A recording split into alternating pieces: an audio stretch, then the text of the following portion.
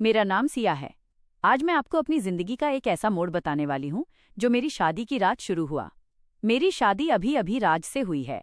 हमारा परिवार साधारण है, लेकिन राज का घर बहुत बड़ा और समृद्ध है। मेरे पिता और मैं खुद को बहुत खुशकिस्मत मानते थे। सभी रिश्तेदार कह रहे थे कि सिया के भाग्य खुल गए हैं, वो बहुत किस्मत वाली है। पिताजी के एक पुराने परिचित की वजह से मेरी शादी इस बड़े घर में हो गई। पहली बार जब मैं घर के अंदर गई तो मुझे उनकी विशालता का एहसास हुआ। सब कुछ बहुत शानदार था। सुहागरात के ठीक पहले मेरी सास और ननद मुझे अकेले में ले गईं। उनके चेहरे उतरे हुए थे, जैसे वे कोई बड़ी बात छिपा रही हों। मैंने पूछा, आप दोनों इतनी डरी हुई क्यों हैं? मेरी सास ने कहा, बेटा हिम्मत रखना, हम तुम्हें कुछ बताना चाहते हैं। मेरी ननद ने जोर देकर कहा कि यह बात हम तीनों के बीच ही रहनी चाहिए, वरना घर की इज्जत मिट्टी में मिल जाएगी। मैंने पूछा, क्या बात है? तब मेरी सास ने धीरे से कहा, बहू, मेरा बेटा राजमर्द नहीं है। ये सुनकर मेरे होश उड़ गए। उन्होंने कहा कि ये उनकी मजबूरी थी, क्योंकि वे ये बात किसी को बता नहीं सकते थे। उन्होंने बताया कि राज अक्सर रात में बाथरूम में रहता है और बहाना करता है कि उसका पेट खराब है। मेरी ननद ने मुझे सांत्वना दी और कहा कि मैं राज से बात करूं और वे मेरे साथ हैं। डर के साथ मैं कमरे में गई। राज कमरे में आए, अपने पेट पर हाथ रखा और तुरंत कहा कि उनका पेट खराब है, और वो बाथरूम में चले गए। जैसा मेरी सास ने बताया था, वो करीब 2 घंटे तक वहीं रहे। मुझे लगा मेरे साथ धोखा हुआ है, इसलिए मैंने उन्हें आवाज नहीं दी। वो बाहर आए और चुपचाप दूसरी तरफ सो गए। अगली सुबह मैं जल्दी उठी और बाथरूम में गई। वहां एक नई नाइटी और मेकअप का सामान देखकर मैं हैरान रह गई। मुझे समझ नहीं आया ये क्या था। सुबह मेरी सास और ननद ने पूछा कि रात में क्या हुआ, तो मैंने रोते हुए कहा, वही जो आपने बताया था। मेरी ननद ने मां पर गुस्सा किया और सास ने मुझे वचन देने को कहा कि मैं यह राज किसी को नहीं बताऊंगी, और कहा कि मैं जो भी फैसला लूंगी वे मेरे साथ हैं। अगली रात फिर वही हुआ। राज बाथरूम में गए। इस बार कुछ चीजें गिरने की आवाज आई और वो जल्दी बाहर आ गए। हम दोनों के बीच कोई बात नहीं हुई। सुबह मैं फिर बाथरूम गई। नाइटी फटी हुई थी, मेकअप बिखरा था और कचरे में एक कागज मिला जिस पर लिखा था, टू माई ब्यूटिफुल वाइफ। मुझे शक हुआ कि ये सामान राज ने मेरे लिए रखा होगा, लेकिन मैंने सोचा कि सास और ननद झूठ क्यों बोलेंगी। सुबह वे फिर सहानुभूति जता रही थीं। मुझे अब साफ लगा कि वे चाहती हैं कि मैं राज को छोड़कर चली जाऊं। मैंने घर की पुरानी नौकरानी से बात की। उसने बताया कि राज बहुत सीधे हैं और उनकी माँ और बहन की मर्जी के खिलाफ राज के पिता ने मेरी शादी तय की थी। सास और ननद तो इस शादी के खिलाफ थीं। तब मुझे साफ हो गया कि ये सब झूठ का जाल था। रात को राज कमरे में आए। उनका मुंह उतरा हुआ था। मैंने उनसे बात की। उन्होंने कहा कि मैंने उनसे सच छिपाया कि मैं किसी और से प्यार करती हूं और उनसे शादी नहीं करना चाहती थी। उन्होंने कहा कि माँ ने उन्हें ये बताया था और इसीलिए वो बाथरूम में अकेले रहे। मैंने उठकर उन्हें सारी बात बताई।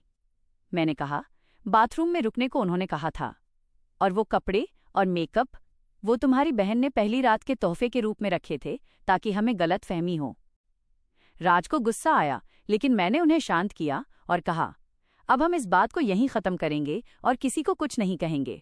उस रात हमारी सारी गलतफहमी दूर हो गई। वो थी हमारी सही मायने में सुहागरात। अगली सुबह सास और ननद ने मेरा फैसला पूछा। मैंने मुस्कुराकर कहा, मैं आप दोनों को माफ करके एक नई शुरुआत करना चाहती हूँ। मैं एक बहुत अच्छी बहू बनकर दिखाऊंगी। मेरे चेहरे पर मुस्कान देखकर उनके चेहरे उतर गए। ननद उसी दिन अपने घर चली गई। सास अकेली पड़ गईं, क्योंकि उनका षड्यंत्र विफल हो गया था। राज और मैंने विश्वास की मजबूत नींव रखी। राज ने बताया कि माँ और बहन उन्हें बचपन से ही नियंत्रित करती थीं और उन्हें किसी काम का नहीं महसूस कराती थीं। इसीलिए वो अकेला रहने के लिए बाथरूम में जाते थे। वो मेरे लिए नाइटी और मेकअप लाए थे, लेकिन माँ की बातों पर विश्वास करके उदास हो गए थे। मैंने जानबूझकर सास के सामने राज की बहुत देखभाल करना शुरू कर दिया, जिससे राज खुश रहने लगे। मैं हर काम को विनम्रता और कुशलता से करती थी, जिससे मेरी सास मुझे कुछ कह नहीं पाती थीं। लगभग 1 महीने बाद ननद वापस आई और उसने देखा कि हम दोनों पहले से ज्यादा खुश हैं। उसने राज से कहा कि मेरी जिंदगी बर्बाद हो जाएगी, लेकिन राज ने शांत होकर कहा, दीदी, मेरी जिंदगी अब बहुत अच्छी है, तुम अपनी जिंदगी पर ध्यान दो। उसने मुझसे ताना मारा तो मैंने मुस्कुराकर कहा, अब मैं हमेशा यहीं रहूंगी, अपनी और राज जी की जिंदगी संवारने के लिए। मेरे जवाब से वो पूरी तरह निहत्थी हो गई। धीरे धीरे मेरी सास ने भी हार मान ली। उन्होंने देखा कि मैं घर को बहुत अच्छी तरह संभालती हूँ और राज खुश हैं। एक शाम मेरी सास ने पछतावे से कहा, सिया, क्या सच में तुम हमें माफ कर सकती हो? मैंने कहा, माँ जी, मैंने माफ कर दिया है। अब हम आगे बढ़ते हैं। उस पल मेरे और मेरे सास के बीच की दीवार टूट गई। मेरी शादी एक भयानक झूठ से शुरू हुई थी, लेकिन मेरे विश्वास और हिम्मत ने उस झूठ को एक सुंदर सत्य में बदल दिया। मेरी असली चुनौती अब एक बहू नहीं, बल्कि एक बेटी बनकर इस घर को संवारना था। सास के साथ मेरी दीवार टूट चुकी थी, लेकिन विश्वास की नींव अभी भी धीरे धीरे बननी थी। मैंने समझ लिया था कि राज की माँ को मेरा यहाँ होना स्वीकार करना पड़ गया था, लेकिन अब मेरा लक्ष्य उन्हें एक बहू के रूप में नहीं, बल्कि अपने परिवार के एक हिस्से के रूप में स्वीकार कराना था। संबंधों में मिठास। मैंने अपनी दिनचर्या में कोई बदलाव नहीं आने दिया। मैं राज का ख्याल रखती, घर के काम कुशलता से करती और सबसे जरूरी, हर स्थिति में शांत और मुस्कुराती रहती। मैंने जानबूझकर सास को कभी ताना नहीं मारा या उनके पुराने षड्यंत्र का जिक्र नहीं किया। इसके बजाय मैंने उन्हें छोटे छोटे तरीकों से सम्मान देना शुरू किया। अगर राज के पिता घर में होते तो मैं हमेशा उनका पक्ष लेती और सास की तारीफ करती। पिताजी, माँ जी ने आज ये व्यंजन कितना अच्छा बनाया है। या विक्रम जी ने मुझे बताया कि माँ जी ने ही उन्हें बचपन में अच्छी आदतें सिखाईं। मेरी ये छोटी छोटी बातें राज के पिता तक पहुंचती थीं, और इससे मेरी सास को भी ये महसूस होने लगा कि मैं उनके बेटे और उनके घर की बुराई नहीं, बल्कि भलाई कर रही हूँ। उनका चेहरा, जो पहले हमेशा कड़वाहट से भरा रहता था, अब कभी कभी मेरे साथ बैठकर चाय पीते समय सामान्य दिखने लगा था। ननद का बदलता व्यवहार। मेरी ननद, जो 1 महीने पहले गुस्से में घर छोड़कर गई थी, 2 महीने बाद फिर लौटी। इस बार उसका रुख थोड़ा बदला हुआ था। उसने देखा कि न केवल राज और मैं खुश हैं, बल्कि घर में भी शांति है, और उसकी माँ अब पहले की तरह उदास या षड्यंत्रकारी नहीं दिखती थी। एक शाम जब सास बाजार गई थी, मेरी ननद मेरे पास आई। वो थोड़ी झिझक रही थी। सिया, उसने कहा, मैं तुम्हें परेशान करने के लिए नहीं आई हूं। मैं बस ये पूछने आई थी, तुम और भाई अब सच में सब ठीक है? मैंने उसे प्यार से बिठाया। दीदी, हाँ, सब ठीक है। सब इसलिए ठीक है क्योंकि हमने अपनी गलतफहमी दूर कर ली। आप और माँ चाहती थीं कि राज खुश रहें, और मैं भी यही चाहती थी। मैंने कभी भी उनके झूठ का जिक्र नहीं किया। मैंने बस इतना कहा, मैं मानती हूं कि आप दोनों ने जो कुछ भी किया वो राज के लिए अच्छा सोचने की वजह से ही किया होगा। उस दिन ननद ने पहली बार शर्मिंदगी महसूस की। उसने धीमी आवाज में कहा, मुझे अफसोस है सिया। मैंने उसका हाथ थाम लिया। कोई बात नहीं दीदी, हमें पुरानी बातें भूलकर आगे बढ़ना चाहिए। इस घटना के बाद ननद का व्यवहार पूरी तरह बदल गया। उसने मुझसे छोटी छोटी बातें शेयर करना शुरू कर दिया, और अब वो मेरे साथ एक सच्ची बहन जैसा व्यवहार करने लगी थी। राज का भावनात्मक उभार। घर में शांति और मेरे सहयोग से राज भी भावनात्मक रूप से मजबूत होते जा रहे थे। उन्होंने अपने पिता के व्यापार में और अधिक जिम्मेदारी लेना शुरू कर दिया। उनके आत्मविश्वास में इतना बड़ा बदलाव आया कि उनके पिता भी हैरान रह गए। एक रात राज मेरे पास आए और मेरा हाथ पकड़ा। सिया, उन्होंने कहा, तुमने मेरी जिंदगी में सिर्फ प्यार नहीं लाया है, तुमने मुझे खुद से मिलवाया है। मुझे अब बाथरूम में छिपने की जरूरत महसूस नहीं होती।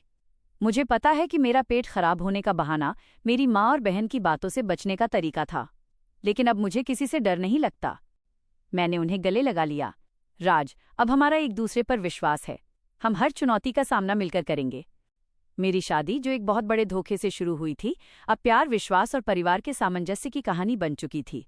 मेरे धैर्य और प्रेम ने उस घर के माहौल को पूरी तरह बदल दिया था। मैंने ये साबित कर दिया था कि एक बहू सिर्फ घर की देखभाल नहीं करती, बल्कि टूटे हुए रिश्तों को भी जोड़ सकती है। संबंधों में आई शांति ने मेरे और राज के जीवन को नई दिशा दी। अब हम सिर्फ पति पत्नी नहीं थे, बल्कि एक दूसरे के सबसे अच्छे दोस्त और गहरे राजदार बन चुके थे। राज ने अपने पिता के व्यापार में तेजी से प्रगति की, और उनका आत्मविश्वास हर दिन बढ़ता गया। उन्हें देखकर मुझे अत्यंत संतोष होता था। परिवार का विस्तार। समय बीता और हमारे विवाह को लगभग 1 साल पूरा होने वाला था। इसी बीच एक दिन मैंने राज और सास को ये खुशखबरी सुनाई कि मैं मां बनने वाली हूं। ये खबर सुनते ही घर का माहौल पूरी तरह बदल गया। मेरी सास, जिनका व्यवहार अब तक केवल शिष्टाचार तक सीमित था, उनमें सच्चा मातृत्व जाग उठा। वो दौड़कर मेरे पास आईं, मुझे गले लगाया, और पहली बार उनकी आंखों में मैंने अपने लिए बिना शर्त स्नेह देखा।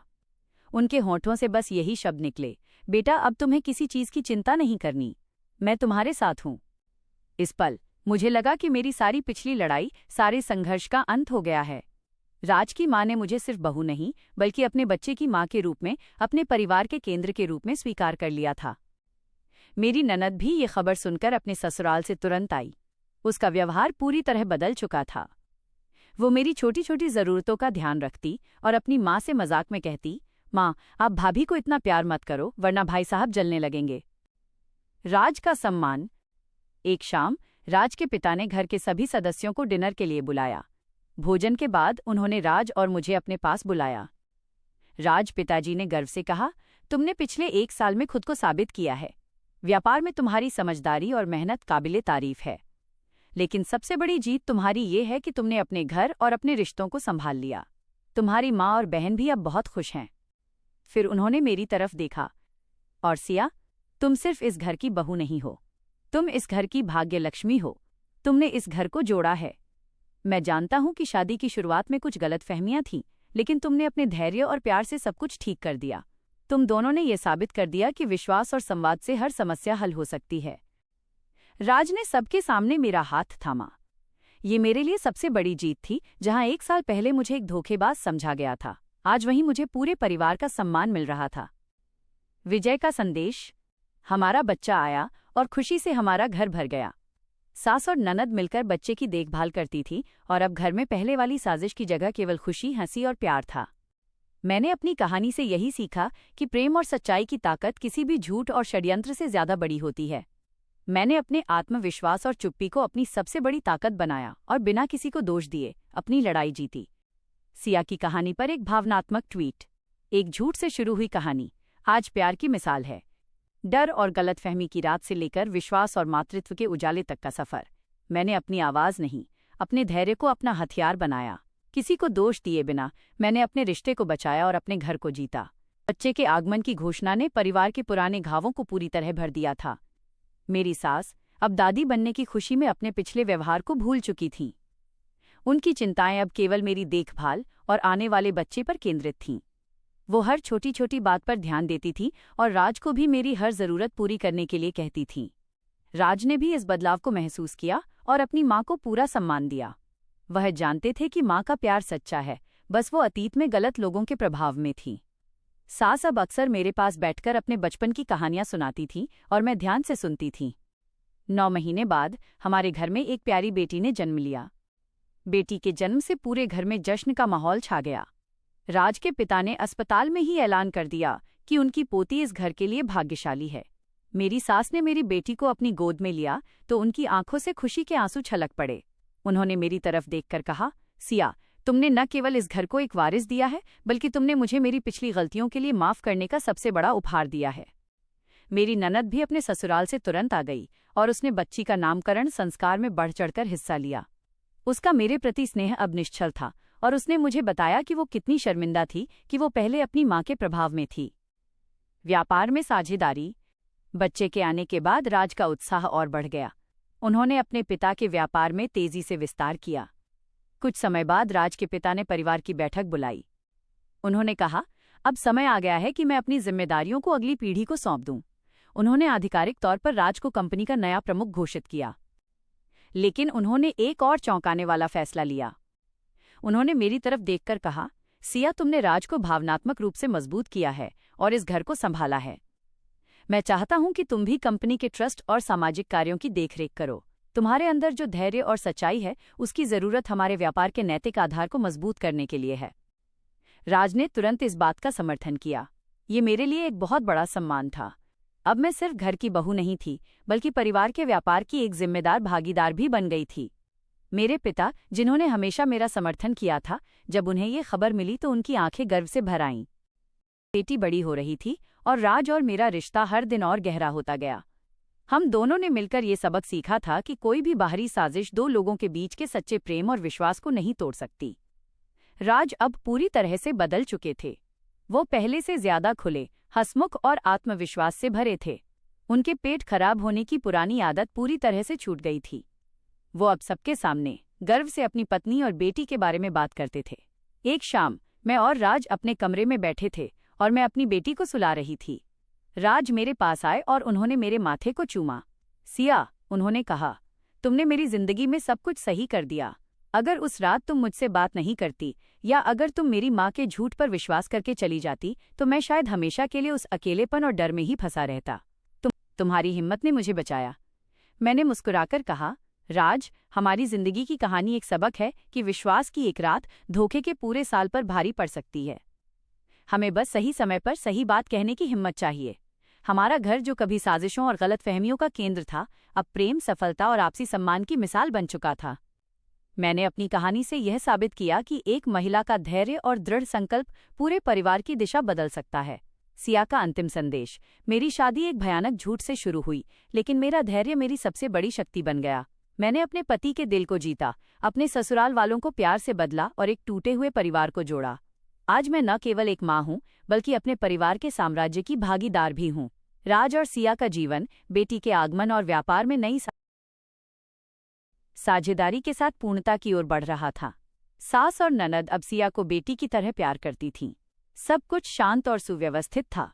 एक गुमनाम खत। एक दिन जब सिया अपने व्यापार के डेस्क पर बैठी थी, तो उनके नाम एक गुमनाम लिफाफा आया। लिफाफे पर कोई पता या भेजने वाले का नाम नहीं था। सिया ने उत्सुकता से लिफाफा खोला। अंदर एक कागज था जिस पर सिर्फ एक संदेश लिखा था, विक्रम। राज का पुराना नाम मर्द नहीं था, ये झूठ नहीं था।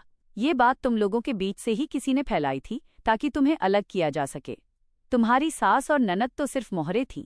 असली साजिशकार अभी भी आजाद है और वो इस परिवार के सबसे करीब है। नीचे उस नाइटी और मेकअप वाली बाथरूम की चाबी का एक धुंधला स्केच बना हुआ था। यह खत पढ़कर सिया सन्न रह गईं। उन्होंने तुरंत राज के पुराने नाम विक्रम पर ध्यान दिया, जिसे अब कोई इस्तेमाल नहीं करता था। सबसे बड़ी बात, यह खत साफ तौर पर इशारा कर रहा था कि सास और ननद का झूठ सिर्फ एक कवर अप था। अगर वे सिर्फ मोहरे थे, तो असली साजिशकार कौन था जिसने राज के बारे में वो झूठ फैलाया और सिया को फंसाने की कोशिश की? और वो व्यक्ति अभी भी परिवार में है।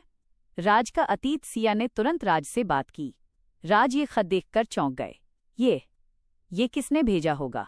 ये कोई हमारे अतीत को फिर से खोद रहा है, राज ने कहा। सिया ने पूछा, राज, माँ और दीदी ने कहा था कि तुम्हें लगता था कि तुम मर्द नहीं हो। यह बात उन्होंने तुम्हें कब और कैसे महसूस कराई? राज ने याद करने की कोशिश की। हाँ, ये बात तब शुरू हुई थी जब मैं जवान था। मैं एक बार डिप्रेशन से गुजरा था और मैं लोगों से दूर रहता था। उस समय मेरी एक पुरानी मंगेतर थी जिसका नाम अवनी था। उसकी शादी दीदी के पति के छोटे भाई से तय हुई थी। तब माँ और दीदी काफी बातें करती थीं। सिया को याद आया, नौकरानी ने बताया था कि सास और ननद राज की शादी उनके बहन के पति के रिश्तेदार से करवाना चाहती थीं। यानी वे राज की शादी अवनी से करवाना चाहती थीं। राज, सिया ने कहा, अवनी तुम्हारी माँ और बहन की पसंदीदा थी। अगर अवनी या उसका परिवार तुम्हें नापसंद करता तो ये बात क्यों फैलाई जाती? राज ने गंभीर होकर कहा, क्योंकि तब भी मेरा नाम व्यापार में था। शायद वे चाहते थे कि मेरी शादी अवनी से हो, लेकिन अवनी या उसका परिवार मुझे कमजोर साबित करके मुझे व्यापार से दूर रखना चाहता होगा, ताकि दीदी के पति का भाई आगे आ सके। साजिश की नई परत। सिया अब एक नया अतीत खंगालने में लग गई। उन्हें शक हुआ कि साजिश में ननद के ससुराल वाले शामिल हो सकते हैं, जिन्होंने राज को मानसिक रूप से कमजोर दिखाया ताकि वो शादी और व्यापार से हट जाएं। लेकिन खत में लिखा था, वो इस परिवार के सबसे करीब है। सिया ने राज के पिता के व्यवहार पर गौर किया। वह हमेशा शांत और न्यायप्रिय रहे थे और उन्होंने ही इस रिश्ते को मंजूरी दी थी। एक शाम जब सिया व्यापार के पुराने दस्तावेज देख रही थीं, उन्हें एक अजीब चीज मिली। राज के पिता ने शादी से कुछ महीने पहले व्यापार में एक बड़ा निवेश किया था, जो उनकी पत्नी सास के नाम पर था। ये निवेश बहुत जोखिम भरा था और इसे छुपाया गया था। सिया ने अपनी सास से पूछा, माँ जी, पिताजी ने शादी से पहले आपके नाम पर जो बड़ा निवेश किया था, उसके बारे में क्या हुआ? सास का चेहरा अचानक सफेद पड़ गया। तुम्हें ये कैसे पता चला? सास ने हकलाते हुए बताया, वो निवेश डूब गया था और हम बहुत बड़े कर्ज में थे। पिताजी बहुत परेशान थे। उन्होंने कहा कि अगर हम राज की शादी किसी बड़े और पैसे वाले परिवार में नहीं करवा पाए तो सब खत्म हो जाएगा। सिया ने पूछा, लेकिन मेरी शादी तो हमारे साधारण परिवार में हुई थी। सास ने रोते हुए बताया, तुम्हारे पिता हमारे पुराने दोस्त थे। जब पिताजी ने उन्हें अपनी सारी परेशानी बताई तो तुम्हारे पिता ने हमारी सारी आर्थिक मदद की और बदले में कहा कि वह अपनी बेटी की शादी तुम्हारे बेटे से करवाएंगे। उन्होंने हमसे वादा लिया था कि हम तुम्हें कभी भी इस कर्ज और साजिश के बारे में नहीं बताएंगे। असली मोहरा कौन? सिया को अचानक सारी बात समझ में आ गई। राज के पिता ने अपनी कंपनी और कर्ज से बचने के लिए अपने दोस्त सिया के पिता की बेटी को मोहरा बनाया था। उन्होंने ही अपनी पत्नी और बेटी को राज को मर्द नहीं बताने की झूठी कहानी गढ़ने के लिए मजबूर किया होगा, ताकि सिया खुद ही इस रिश्ते से इनकार कर दे। अगर सिया इनकार कर देती तो राज के पिता को अपने दोस्त को पैसे वापस नहीं करने पड़ते। असली साजिशकार घर के सबसे सम्मानित व्यक्ति थे, राज के पिता। और सास और ननद सिर्फ उन्हें बचाने के लिए राज को बदनाम कर रही थीं। यह सच किसी भी चीज से ज्यादा भयानक था। सिया अब किस पर विश्वास करती? राज के पिता, घर के सबसे सम्मानित और न्यायप्रिय व्यक्ति, ही इस पूरी साजिश के पीछे थे। यह सच किसी भी चीज से ज्यादा भयानक था। उन्होंने अपने डूबते हुए व्यापार और कर्ज से बचने के लिए अपने सबसे पुराने दोस्त सिया के पिता की बेटी को मोहरा बनाया था। उन्होंने ही अपनी पत्नी और बेटी पर दबाव डाला कि वे राज को बदनाम करने वाली झूठी कहानी गढ़ें, ताकि सिया खुद इस शादी से इनकार कर दे और उन्हें अपने दोस्त को पैसे लौटाने न पड़े। सिया को अब समझ आया कि गुमनाम खत इसलिए आया था क्योंकि असली साजिशकार को डर था कि सास के आंसू या पछतावा कहीं पूरे परिवार को एक न कर दे और उनका कर्ज का राज हमेशा के लिए दफन हो जाए। सिया ने राज को अभी कुछ नहीं बताया। वो जानती थी कि यह राज के आत्मविश्वास को हमेशा के लिए तोड़ देगा और उनके पिता के प्रति उनकी श्रद्धा को भी। पिता से निर्णायक भेंट। सिया ने राज के पिता से अकेले में बात करने का फैसला किया। उन्होंने उन्हें व्यापार के दस्तावेज दिखाए और साथ ही गुमनाम खत और सास द्वारा कर्ज के बारे में बताई गई सच्चाई भी सामने रखी। पिताजी का चेहरा पीला पड़ गया। उनका सारा सम्मान और न्याय का मुखौटा उतर गया। तुम ये सब कैसे जानती हो सिया? उन्होंने दबी आवाज में पूछा। सिया ने शांति से कहा, पिताजी, मुझे मेरे पति पर विश्वास है और जब विश्वास सच्चा होता है तो झूठ अपने आप सामने आ जाता है। सिया ने आगे कहा, आपने अपने व्यापार के लिए एक आदमी के रूप में अपने बेटे के आत्मविश्वास को तोड़ने की कोशिश की। आपने मेरी जिंदगी बर्बाद करने की कोशिश की और मेरी सास और ननद को अपराधी बनाया। सबसे बड़ा विश्वासघात आपने अपने दोस्त मेरे पिता के साथ किया। पिताजी ने अपने सिर झुका लिया। मुझे माफ कर दो सिया, मैं कर्ज के दबाव में टूट गया था। मुझे लगा था कि तुम इनकार कर दोगी और मामला वहीं खत्म हो जाएगा। सिया का न्याय। सिया जानती थी कि अगर राज को ये सच पता चला तो वो टूट जाएंगे। इस बार उनका डिप्रेशन शायद कभी ठीक न हो पाए। सिया ने एक कठोर पर न्यायसंगत निर्णय लिया। पिताजी, मैं राज को ये सच कभी नहीं बताऊंगी। इस घर की शांति के लिए और राज के आत्मविश्वास के लिए ये राज यहीं दफन रहेगा। राज के पिता ने राहत की सांस ली, लेकिन सिया ने अपनी शर्तें रखी। आप तुरंत व्यापार की सारी जिम्मेदारी राज को सौंप देंगे। आप केवल सलाहकार की भूमिका में रहेंगे। आप मेरे पिताजी का कर्ज हर हाल में वापस करेंगे, भले ही आपको अपनी निजी संपत्ति बेचनी पड़े।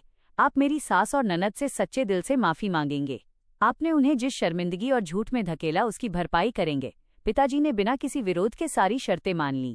साम्राज्य की असली रानी। अगले दिन राज के पिता ने व्यापार में राज को पूर्ण अधिकार सौंप दिया। उन्होंने सबके सामने भावुक होकर कहा कि राज और सिया ही अब इस घर की असली नींव हैं। सिया ने व्यापार के ट्रस्ट और नैतिक विभाग में अपनी भागीदारी का उपयोग किया। उन्होंने अपने पिता का कर्ज चुकता करवाया और सुनिश्चित किया कि अब इस व्यापार में कभी कोई जोखिम भरा और अनैतिक निवेश न हो। साजिश पूरी तरह से खत्म हो गई थी। सिया ने अपने पिताजी की इज्जत भी बचाई, राज के आत्मविश्वास को भी बचाया और अपने ससुराल को भी टूटने से बचा लिया। सिया का प्रेम अब सिर्फ राज के लिए नहीं, बल्कि पूरे परिवार के लिए एक सुरक्षा कवच बन गया था। वो घर की बहू नहीं थी, वो इस साम्राज्य की असली रानी थी, जिसने प्यार और धैर्य से हर साजिश को हराया। सिया ने गुमनाम खत को जला दिया। अब उन्हें कोई डर नहीं था। उनका जीवन और उनका परिवार विश्वास और सच्चाई की अटूट मिसाल था। हिम्मत और विश्वास की कहानी। अगर आपको सिया के धैर्य और समझदारी की ये कहानी अच्छी लगी हो तो इस वीडियो को लाइक करें और अपने दोस्तों के साथ शेयर करना न भूलें। ऐसी ही और मज़ेदार कहानियों के लिए हमारे चैनल को सब्सक्राइब करें और बेल आइकन ज़रूर दबाएं ताकि आप कोई भी नई कहानी मिस न करें। कमेंट करके बताएं कि आपको सिया का कौन सा फैसला सबसे अच्छा लगा।